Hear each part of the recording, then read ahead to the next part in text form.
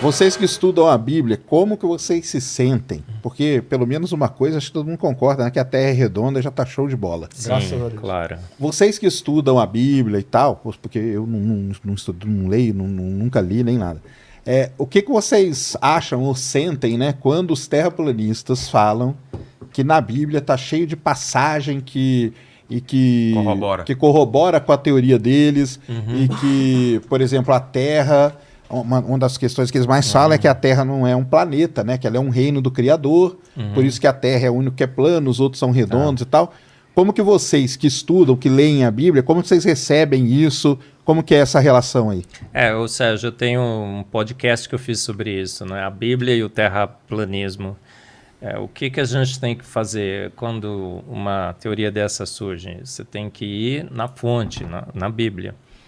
E ler essa passagem, muitas vezes, preferencialmente, no idioma original, no hebraico, no aramaico. E também verificar que palavras, na realidade, não têm significado nenhum, né? Se eu falar para você manga, o que eu falei? Tem 7 significados. Você tem que ver o contexto em que aquela frase foi escrita e tudo mais. Então, quando você vê lá, olha, Deus está sentado sobre o globo da Terra. A Bíblia deixa claro, explicitamente declarado que a Terra é bem redondinha. Mas isso em qual livro? Isaías. Isaías, tá. No Mas livro de Jó, eles pegam Gênesis, principalmente. Pirulão, deixa eu responder pro Sérgio aqui. Aí chega o eles falam assim, olha, porque o Sol se põe numa extremidade e se põe na outra. Obviamente, a gente sabe que não tem referencial absoluto no universo. O referencial ali que está sendo usado é referencial do observador. É óbvio que o céu se põe. O Sol se põe e ele nasce numa extremidade é referencial da Terra. O escritor está usando ele como referencial. Então a gente avalia todos os versículos que são usados, não tem o menor sentido. A Bíblia jamais disse que a Terra é plana. Ela na realidade, deixa muito claro que ela é bem redondinha.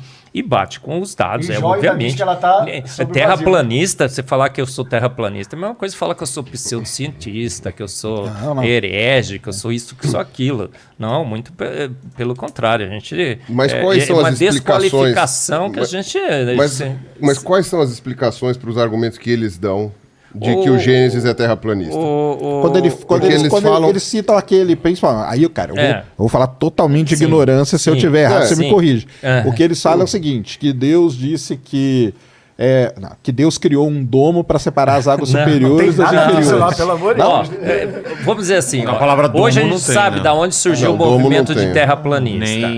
Terraplanistas foram youtubers que quiseram monetizar no seu canal. Antes tem uma história, mas tudo bem. Mas principalmente essa versão certo? Mais recente. E criaram uma história aparentemente muito bem elaborada, né? A primeira vez que eu escutei os argumentos, eu falei, PQP, o que é esse negócio, né? Não, Marco, mas o pessoal acredita de verdade. Eu sei, mas aí eu fui estudar. E eles usam a Bíblia. Eu fui estudar. Eu já debati com o terraplanista chegou pra mim e falou assim: como que vocês podem acreditar nele? Porque ele não lê a Bíblia, então ele é um herege. Me falaram assim, entendeu? Não, eu estudo a Bíblia desde pequenininho, tá? O Adalto vai falar também. A Bíblia não tem sequer um versículo que dê qualquer tipo de suporte à Terra plana. A Terra, pelo contrário, a Bíblia deixa bem claro que ela é redondinha, que Deus nos deu de presente, que ela é o centro das atenções do universo, que ela é única, ela tem condições que Deus fez a Terra para ser habitada. Os outros planetas é para expressar a sua glória. Então você vai em Vênus, né, a atmosfera tem ácido sulfúrico. Você vai em Marte, é CO2. Você iria para Marte com o Elon Musk? Não iria para nada, cara, nem subir, nem montanha-russa eu vou, cara. A atmosfera subiu essa escada aqui, suba essa escada aqui já tremendo assim. Fala aí, Adalto, fala aí. Mas fique tranquilo. Não, mas beleza. Fique tranquilo. Não, é que eu queria mesmo saber a opinião de vocês mesmo sobre isso. Como eles quiseram monetizar, eles falaram assim, vou usar a ciência e vou usar a Bíblia. Porque eu vou pegar os crentes e vou pegar os cientistas, entendeu? Porque dentro do movimento evangélico é muito grande isso. Um monte de gente dentro a imensa maioria dos evangélicos é totalmente contra o terraplanismo, tá? O presidente da Sociedade Terraplanista nos Estados Unidos, ele é ateu. Entendeu? Mas é uma exceção, mas né? é o único. Peraí. Não, porque o como problema... eles criaram os argumentos bíblicos e científicos, e como tem muito crente que também não lê a Bíblia, entendeu? Isso. Não estuda a Bíblia, não sabe o significado das palavras no hebraico, no aramaico. Né? Tá na Bíblia. Tem muito crente que também é pseudo-crente, né? Aí tem também, tá? O cara fala que é crente, mas é crente de BGE, né? Você sabe de onde como católico de BGE, né? Bom, eu não sei, eu acho que a Terra plana ela fanatizou tanto as pessoas que eu acho que, na verdade, esse pessoal aí, tudo bem, é todo um bando de bitolados. Daí não tem muito o que questionar, mas o pessoal acredita mesmo. Aí é grande. Mas você sabe de onde é que nasce Sim. exatamente isso da Terra plana? De que religioso acredita em Terra É plana? muito mais antigo. É muito antigo. Maconheiro. O cara falou, nossa, do século cara, XIX. como é que chama? É Não, mas planeta ou é redondeira? esse lance de usar a Bíblia ele é muito do Brasil por conta disso, para atingir esse público da... quiseram mas lá atingir os fora dois. também, mas lá fora também. Mas existe uma datação, mas existe uma... muita Bíblia. Mas existe uma Que é o firmamento. uma coisa bem datada historicamente de onde é que nasceu essa história de Terra plana. Foi num livro chamado A História do Conflito entre a Ciência e a Religião. Se eu não me engano é esse o título. É um título enorme, meu irmão, para o cara lembrar. É do século XIX, é de um cara chamado John Draper. Ele veio depois da teoria da evolução e ele queria justamente reforçar... A boa parte dos historiadores hoje diz que foi ali que nasceu essa história de conflito entre ciência e religião.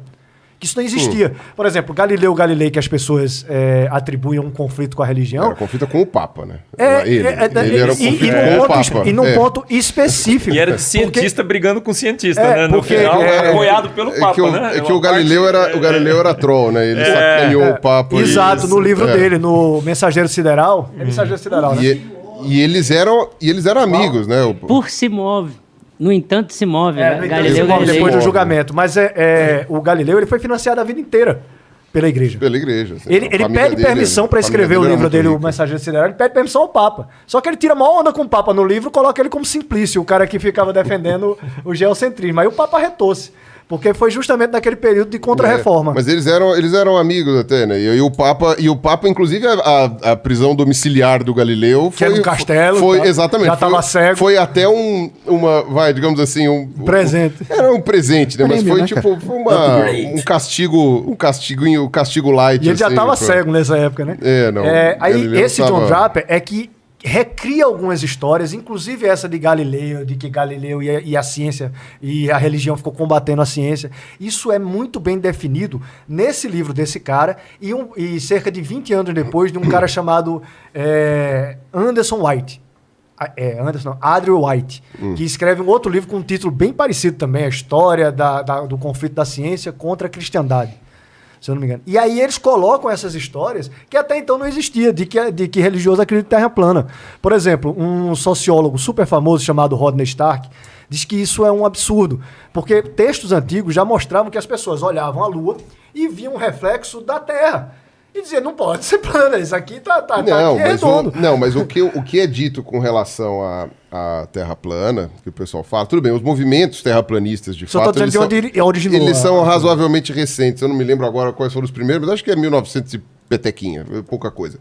Os movimentos terraplanistas. Mas que a gente sabe da esfericidade da Terra, que a gente tem noção, pelo menos desde o Eratóstenes lá na Grécia Antiga, tal, não sei o quê, pelo menos, né? Então a argumentação do pessoal da Terra plana é que quem escreveu o livro do Gênesis, que é anterior ao Eratóstenes, não saberia o formato da Terra, né?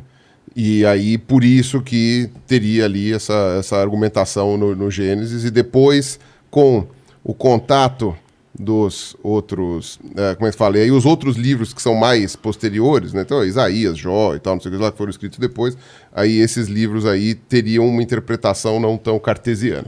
Então, esse daí foi o que eu tinha visto, foi isso que eu tinha lido, e que, portanto, né, aí seria uma interpretação aí procura historicamente baseada se isso aí numa que eu estou lhe coisa. dizendo não tem um fundamento no que eu estou lhe dizendo. Não, Esses tudo livros- bem. Tem o Eu tô Augusto falando que tem Nicodemos. uma- Augusto Nicodemos fala sobre a Terra plana. Tem muitos teólogos e estudiosos da Bíblia que falam sobre o terraplanismo e que não há nenhuma relação com o texto bíblico. Nenhuma. E o Adalto? Diga aí, Adalto. Fala aí.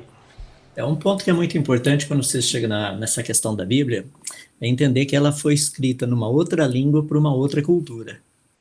Então é importante a gente entender essa dinâmica. Por exemplo, tem um texto em Isaías que diz que Deus vai reunir o seu povo dos 4 cantos da terra. Só que se você examinar o texto dentro do contexto, na mente dos judeus, 4 cantos da terra significa norte, sul, leste e oeste. Essa é a mentalidade deles. Esses são os 4 cantos da Terra. Não está falando de um negócio plano, coisa assim, não. Então, esse aspecto de poder entender a Bíblia é um negócio muito fascinante. Para mim, eu tenho colocado o seguinte: eu creio que a natureza é o livro das obras de Deus. Eu creio que a Bíblia é o livro das palavras de Deus. Se souber ler os 2 livros corretamente, você vai perceber que ambos falam a mesma coisa. Deixa eu dar um exemplo rapidinho aqui, só para fechar. Quando você pega Gênesis capítulo 1, verso 2, diz que logo no início do universo o Espírito de Deus pairava por sobre as águas. Então a Bíblia está afirmando que havia moléculas de água no início do universo. Em 2012 a gente descobriu isso. Tanto é que na publicação científica é dito o seguinte: esta é mais uma evidência de que água encontra-se de forma, eu usar a palavra no inglês, de forma predominante desde os primórdios do universo. Ou seja, os dois estão falando a mesma coisa. Entende? Então, essa é a dinâmica. Então, eu não uso a Bíblia para tentar provar a ciência, nem a ciência para provar a Bíblia. Ou seja, os dois, se você deixar os dois falarem, vamos ver o que acontece. Até aqui, os dois falam a mesma coisa.